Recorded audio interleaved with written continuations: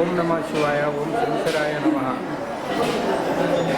ಶ್ರೀ ಶನೀಶ್ವರ ದೇವಸ್ಥಾನ ಪ್ರಾರಂಭವಾಗುವುದಕ್ಕಿಂತ ಮುಂಚಿತವಾಗಿ ಸುಮಾರು 34 ವರ್ಷಗಳ ಹಿಂದೆ ಈ ಸನ್ನಿಧಾನದಲ್ಲಿ ಶ್ರೀ ಚನ್ನಬಸವೇಶ್ವರ ದೇವಸ್ಥಾನ ಭಜನಾ ಮಂಡಳಿ ಅಂತ ಪ್ರಾರಂಭ ಮಾಡಿಕೊಂಡು ಕೆಲವು ವರ್ಷಗಳ ನಂತರ ಚಪ್ಪರದ ಮಾಡಿನಲ್ಲಿದ್ದ ಶ್ರೀ ಚನ್ನಬಸವೇಶ್ವರ ದೇವಸ್ಥಾನವು ಕ್ರಮೇಣ ಪರಿಪೂರ್ಣವಾದ ಒಂದು ದೇವಸ್ಥಾನವಾಗಿ ಮಾರ್ಪಟ್ಟಿತ್ತು.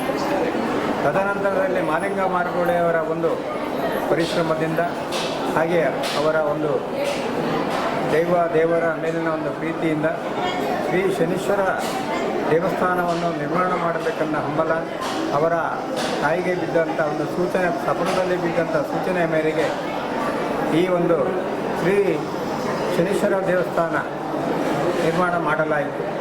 ಇದು ಕೂಡ ಕೆಲವು ವರ್ಷಗಳ ಹಿಂದೆ ಚಪ್ಪರದಲ್ಲಿದ್ದು ತದನಂತರ 2011ರಲ್ಲಿ ಇದು ಒಂದು ಭವ್ಯವಾದ ಕಟ್ಟಡವಾಗಿ ಬಾಳಕುದ್ರು ಸ್ವಾಮೀಜಿಯವರ ಒಂದು ಆಶೀರ್ವಚನಗಳಿಂದ ಈ ಒಂದು ದೇವಸ್ಥಾನವನ್ನು ಉದ್ಘಾಟನೆ ಮಾಡಲಾಯಿತು.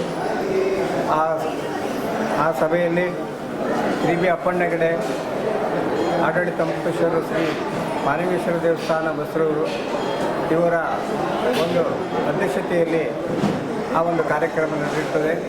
ಅಂದಿನಿಂದ ಇಲ್ಲಿಯ ತನಕ ಅಂದರೆ ಇದು 13ನೇ ವರ್ಷದ ಒಂದು ಪ್ರತಿಷ್ಠಾ ವರ್ಧಂತಿ ಉತ್ಸವ ಆಗಿರ್ತದೆ. ಈ ಉತ್ಸವವು ನಿನ್ನೆ ನಾವು ಇಲ್ಲಿ ಎಲ್ಲ ಶನೀಶ್ವರ ಸ್ವಾಮಿಗೆ, ಚನ್ನಬಸವೇಶ್ವರ ದೇವರಿಗೆ ಹಾಗೂ ನಾಗೇಕ್ಷಮ್ಮನವರಿಗೆ, ಗಣಮಣೆ ಸ್ವಾಮಿಗೆ, ಆಂಜನೇಯ ಸ್ವಾಮಿಗೆ, ವೀರ ಕಲ್ಗುಡ್ಗ ಸ್ವಾಮಿಗೆ ಹಾಗೂ ರಾವು ಭೂತ್ರಾಯ ಸ್ವಾಮಿ ಕೊರಗಜ್ಜ ಇವರೆಲ್ಲರಿಗೂ ಕೂಡ ಬ್ರಹ್ಮಕುಲದವರಿಂದ ಅಂದರೆ ಪುರೋಹಿತ ವರ್ಗದವರಿಂದ ವಿಶೇಷವಾದಂಥ ಕಲೆ ನೀಡುವುದು ಮತ್ತು ಇತರ ಹೋಮ ಹವನಾದಿಗಳ ಮೂಲಕ ಕಾರ್ಯಕ್ರಮ ನಿನ್ನೆ ಬೆಳಗ್ಗೆಯಿಂದ ಸಂಜೆ ತನಕ ಸಾಮಾನ್ಯ 10-10:30 ತನಕ ಈ ಕಾರ್ಯಕ್ರಮ ನಡೆಯುತ್ತದೆ. ಈ ಕಾರ್ಯಕ್ರಮದಲ್ಲಿ ಎಲ್ಲ ಭಕ್ತಾದಿಗಳು ಭಾಗವಹಿಸಿದ್ದಾರೆ ಮತ್ತು ನಮ್ಮಿನಂಥ ಕುಟುಂಬಸ್ಥರು ಕೂಡ ಎಲ್ಲರೂ ಉಪಸ್ಥಿತರಿದ್ದರು. ಇವರೆಲ್ಲರ ಒಂದು ಸಾಕತ್ನ ಈ ಕಾರ್ಯಕ್ರಮ ನಡೀತಿದೆ. ಇಂದು ಬೆಳಗಿನಿಂದ ಶ್ರೀ ಮಾಲಿಂಗೇಶ್ವರ ದೇವಸ್ಥಾನದ ತೀರ್ಥ ಪ್ರಸಾದವನ್ನು ಮೆರವಣಿಗೆಯಲ್ಲಿ ಕೊಂಡು ಬಂದು ತದನಂತರ ಶ್ರೀ ಸ್ವಾಮಿಯ ದರ್ಶನವನ್ನು ಪ್ರಾರಂಭಿಸಿ ಅದೇ ರೀತಿಯಲ್ಲಿ ಸ್ವಾಮಿಯ ಒಂದು ಆಜ್ಞೆಯ ಪ್ರಕಾರ ತುಲಾಭಾರ ಸೇವೆಯನ್ನು ಕೂಡ ನಡೆಸಲಾಗಿತ್ತು. ಅದೇ ರೀತಿ ನಾಗೇಕ್ಷಮ್ಮನವರ ಒಂದು ದರ್ಶನದ ಮೂಲಕ ಭಕ್ತಾದಿಗಳಿಂದ ಹರಕೆ ಸೇವೆಯನ್ನು ಕೂಡ ಸ್ವೀಕರಿಸಲಾಯಿತು. ಅದೇ ರೀತಿ ಇಲ್ಲಿರುವ ಗಣಗಳು ಗುಟ್ರಾಯ ಇರ್ಬೋದು, ಸ್ವಾಮಿ ಇರ್ಬೋದು, ಹಾಗೆ ರಾವು ಇರ್ಬೋದು, ಕ್ಷೇತ್ರಪಾಲ ಇರ್ಬೋದು, ಇವೆಲ್ಲ ದೇವರುಗಳ ಒಂದು ದರ್ಶನ ಮಾಡಿ ಅವರಿಗೆ ಭಕ್ತಾದಿಗಳಿಂದ ಸಲ್ಲುವಂಥ ಸೇವೆಯನ್ನು ದೇವರುಗಳು ಪಡೆದಿರುತ್ತಾರೆ. ಈ ಒಂದು ಕಾರ್ಯಕ್ರಮಕ್ಕೆ ಸಹಕಾರ ನೀಡಿದ ಊರ ಹಾಗೂ ಪರವರ ಭಕ್ತಾಭಿಮಾನಿಗಳು ಅನೇಕ ರೀತಿಯ ಆರ್ಥಿಕವಾಗಿ ಸಹಾಯವನ್ನು ಮಾಡಿರ್ತಾರೆ. ಅವರೆಲ್ಲರಿಗೂ ಕೂಡ ಈ ಸನ್ನಿಧಾನದ ಶ್ರೀ ಚನ್ನಬಸವೇಶ್ವರ ಸ್ವಾಮಿ ಹಾಗೂ ಶನೀಶ್ವರ ಸ್ವಾಮಿ ಮತ್ತು ನಾಗೇಕ್ಷಿ ಅಮ್ಮನವರು ಅವರ ಭಕ್ತಾದಿಗಳ ಬೇಡಿಕೆಯನ್ನು ಈಡೇರಿಸಿ ಅವರೆಲ್ಲರಿಗೂ ಕೂಡ ಸುಖ ಶಾಂತಿ ನೆಮ್ಮದಿಯನ್ನು ನೀಡಿ ಅವರಿಗೆ ಒಳ್ಳೆಯದಾಗುವಂತೆ ಅನುಗ್ರಹಿಸಲಿ ಎಂದು ಸ್ವಾಮಿಯಲ್ಲಿ ಸನ್ನಿಧಾನದ ಪರವಾಗಿ ಪ್ರಾರ್ಥಿಸಿಕೊಳ್ಳುವುದಲ್ಲದೆ ಇನ್ನು ಮುಂದೆಯೂ ಕೂಡ ನಮ್ಮ ಈ ಎಲ್ಲ ಕಾರ್ಯಕ್ರಮಕ್ಕೆ ಭಕ್ತಾದಿಗಳ ಸಹಕಾರವನ್ನು ಕೋರುತ್ತೇವೆ. ಅದೇ ರೀತಿ ಇವತ್ತು ಸಂಜೆ ಕೋಲ ಪ್ರಾರಂಭ 8:30 ಗಂಟೆಗೆ ಸರಿಯಾಗಿ ಕೋಲ ಪ್ರಾರಂಭವಾಗಲಿಕ್ಕಿದೆ.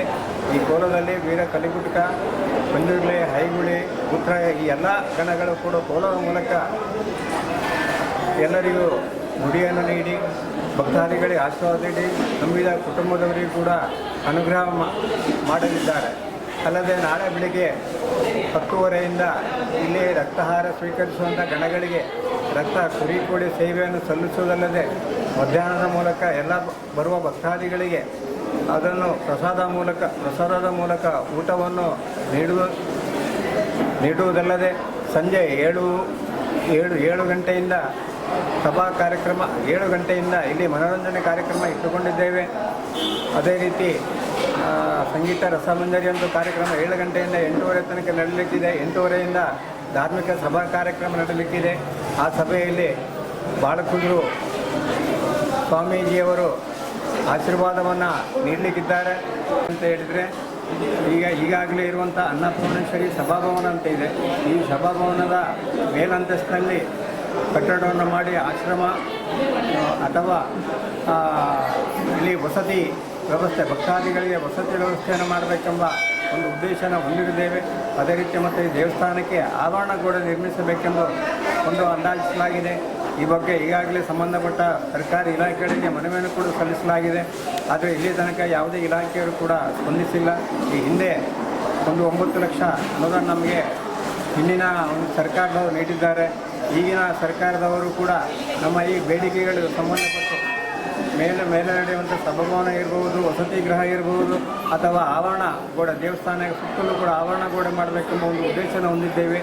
ಹಾಗೂ ದೇವಸ್ಥಾನದ ಮುಂಭಾಗದಲ್ಲಿ ಇಂಟರ್ಲಾಕ್ ಹಾಕಬೇಕೆಂಬ ಒಂದು ಉದ್ದೇಶವನ್ನು ಕೂಡ ಹೊಂದಿದ್ದೇವೆ. ಈ ಎಲ್ಲ ಕಾರ್ಯಕ್ರಮಕ್ಕೂ ಭಕ್ತಾದಿಗಳು ಮತ್ತು ಸರ್ಕಾರದವರು ಸಹಕಾರ ನೀಡಿದಲ್ಲಿ ನಮ್ಮ ಈ ಕಾರ್ಯಕ್ರಮ ಯಶಸ್ವಿ ಆಗಬಹುದೆಂಬ ಒಂದು ನಂಬಿಕೆಯಿಂದ ಈ ಒಂದು ಯೋಜನೆ ಹಮ್ಮಿಕೊಂಡಿದ್ದೇವೆ. ಎಲ್ಲರೂ ಕೂಡ ಅದಕ್ಕೆ ಸಹಕರಿಸಬೇಕಂತ ಸನ್ನಿಧಾನದ ಪರವಾಗಿ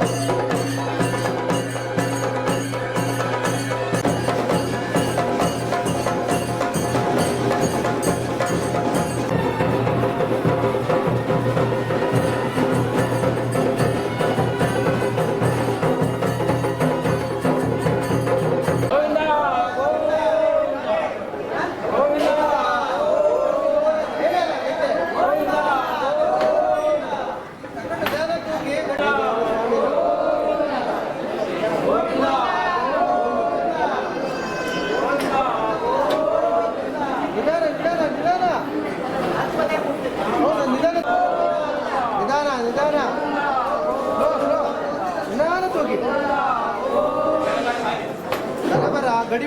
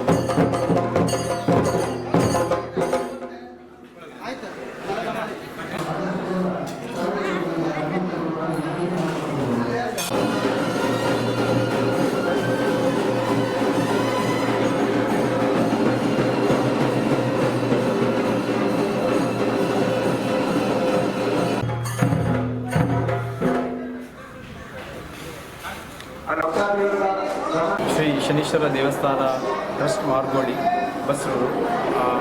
ಇದರ ಅಧ್ಯಕ್ಷನಾಗಿ ನಾನು ಕರ್ತವ್ಯ ನಿರ್ವಹಿಸ್ತಾ ಇದ್ದೇನೆ.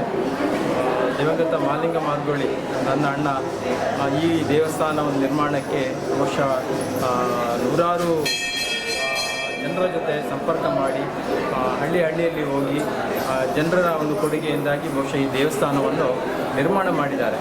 ಅವರ ಒಂದು ಭಕ್ತಿ ಭಾಳ ಅಭೂತಪೂರ್ವ, ಹೇಳಲಿಕ್ಕೆ ಖಂಡಿತವಾಗಿ ಸಾಧ್ಯ ಆಗ್ತಿಲ್ಲ. ಬಹುಶಃ ಅವರು ದೈವದಿನರಾಗಿ 1 ವರ್ಷ ಕಾಲ ಸಂದಾಯವಾಯಿತು. ಅವರು ಹಾಕಿಕೊಟ್ಟಂಥ ಏನು ಈ ತಳಪಾಯ ಏನಿದೆ ದೇವತಾ ಕಾರ್ಯಕ್ರಮಕ್ಕೆ ಸಂಬಂಧಪಟ್ಟ ಹಾಗೆ ವರ್ಧಂತಿ ಉತ್ಸವ, ಶಿವರಾತ್ರಿ ಉತ್ಸವ, ಅನಂತರ ದೀಪೋತ್ಸವ, ಇನ್ನಿತರ ಧಾರ್ಮಿಕ ಕಾರ್ಯಕ್ರಮಗಳನ್ನು ಏನು ಹಾಕಿಕೊಂಡು ಬಂದಿದ್ದಾರೆ. ಬಹುಶಃ ಅವರ ಕಾಲದ ನಂತರ ಕೂಡ ನಾವು ಎಲ್ಲ ಭಕ್ತಾದಿಗಳ ಸಹಕಾರದಿಂದ, ಸಾರ್ವಜನಿಕರ ಒಂದು ಸಹಕಾರದಿಂದ, ಜನಪ್ರತಿನಿಧಿಗಳ ಸಹಕಾರದಿಂದ ಈ ಎಲ್ಲ ದೇವತಾ ಕಾರ್ಯಕ್ರಮಗಳನ್ನು ಬಹುತೇಕ ನಾವೆಲ್ಲ ಆಚರಣೆ ಮಾಡಿಕೊಂಡು ಬಂದಿದ್ದೇವೆ. ಇದೀಗ 13 ವರ್ಷದ ವರ್ಧಂತಿ ಉತ್ಸವ ಕಾರ್ಯಕ್ರಮ ಭಾಳ ಅದ್ಧೂರಿಯಾಗಿ ಯಶಸ್ವಿಯಾಗಿ 100 ಜನರ ಸಹಕಾರದೊಂದಿಗೆ ನಡೀತಾ ಇದೆ. ಕೇವಲ ಈ ದೇವಸ್ಥಾನ ಧಾರ್ಮಿಕ ಚಟುವಟಿಕೆಗಳಿಗೆ ಮಾತ್ರ ಸೀಮಿತವಾಗಿರದೆ ಸಾಮಾಜಿಕ ಚಟುವಟಿಕೆಗಳಿಗೂ ಕೂಡ ಹೆಚ್ಚು ಒತ್ತು ಕೊಡುವಂಥ ಒಂದು ಕೆಲಸಗಳು ಬಹುಶಃ ಮೊದಲಿನಿಂದಲೂ ಕೂಡ ಪ್ರಾರಂಭ ಆಗಿದೆ. ಹಾಗೆ ನಮ್ಮ ಮುಂದಿನ ಯೋಜನೆಗಳೇನಿದೆ, ಅಣ್ಣ ಅವರ ಒಂದು ಯೋಜನೆಗಳು ಹಲವಾರುಗಳು ಯೋಜನೆಗಳಿದೆ. ಈ ಎಲ್ಲ ಯೋಜನೆಗಳನ್ನು ಬಹುತೇಕ ನಾವೆಲ್ಲ ಈ ಟ್ರಸ್ಟ್ ಮೂಲಕ ಅನುಷ್ಠಾನ ಮಾಡಬೇಕೆನ್ನೋ ಒಂದು ದೊಡ್ಡ ಆಸೆ ಬಹುಶಃ ನಮ್ಮಲ್ಲಿದೆ.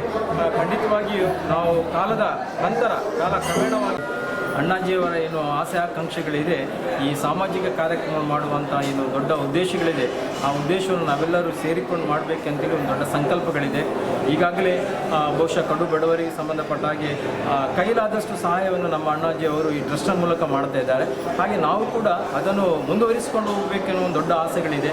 ಅದರ ಜೊತೆಗೆ ಪಾಪದವರು ಯಾರಿದ್ದಾರೆ, ಮನೆ ನಿರ್ಮಾಣಕ್ಕೆ ಸಂಬಂಧಪಟ್ಟ ಹಾಗೆ ಸಹಾಯಧನವನ್ನು ಮಾಡುವಂಥದ್ದು, ಅದರ ಜೊತೆಗೆ ಇನ್ನಿತರ ಸ್ಪೋರ್ಟ್ಸ್ ಕಾರ್ಯಕ್ರಮಗಳಿಗೆ ಮತ್ತು ಸಮಾಜದ ಒಂದು ಏಳಿಗೆಗೆ ಏನೆಲ್ಲ ಕಾರ್ಯಕ್ರಮಗಳನ್ನು ಸಮಾಜ ಹಾಕಿಕೊಳ್ತದೆ, ಆ ಎಲ್ಲ ಕಾರ್ಯಕ್ರಮಗಳು ಕೂಡ ನಮ್ಮ ಅಣ್ಣ ಅವರು ಭಾಳಷ್ಟು ಸಹಕಾರ ನೀಡುವಂಥ ಒಂದು ದೊಡ್ಡ ಕೆಲಸವನ್ನು ಅವರು ಮಾಡಿದ್ದಾರೆ. ಹಾಗೆ ಅದನ್ನೇ ನಾವು ಕಂಟಿನ್ಯೂ ಆಗಿ ಮುಂದುವರಿಸ್ಕೊಂಡು ಹೋಗುವ ಒಂದು ದೊಡ್ಡ ಆಸೆಗಳಿದೆ.